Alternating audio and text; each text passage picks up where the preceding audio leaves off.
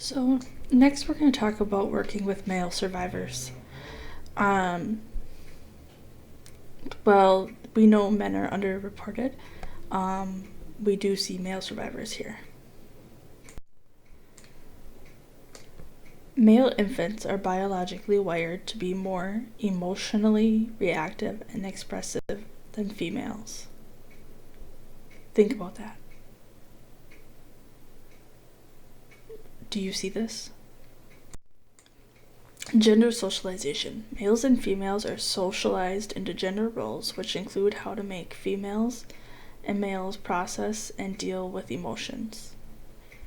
Boys, hold your emotions in. You're tough. Be tough, right? Girls, express your emotions. It's okay to cry. And this is how parents respond to their emotions. Response from their peers, games they play, response from adults, teachers, coaches, media message, role models.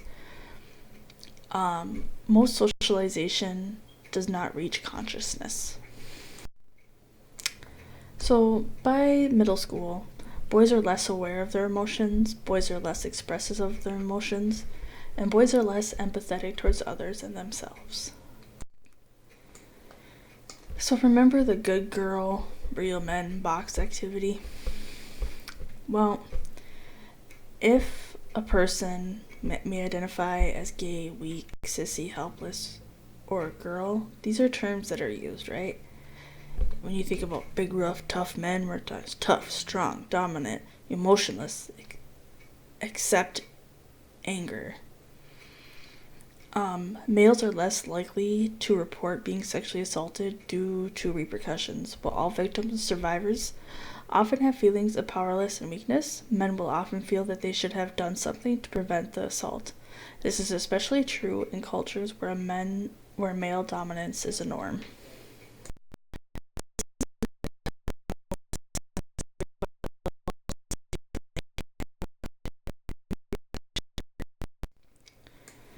So, barriers. Sexual violence causes men to question their masculinity and sexual orientation. Men, whether they deny what happened, then risk being labeled helpless or weak. From an early age, boys are taught that men are not victims. They need to be strong and protect themselves and others.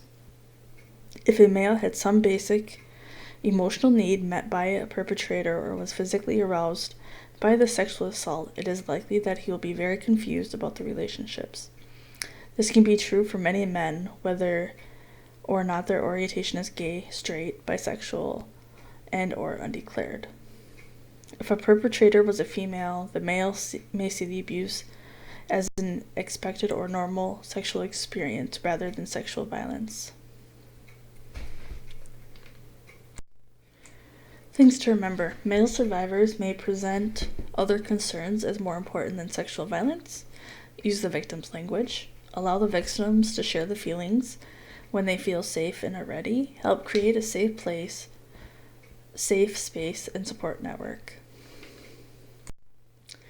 Disclosure for men reveals vulnerability, risk of being misunderstood, blamed, and humiliated.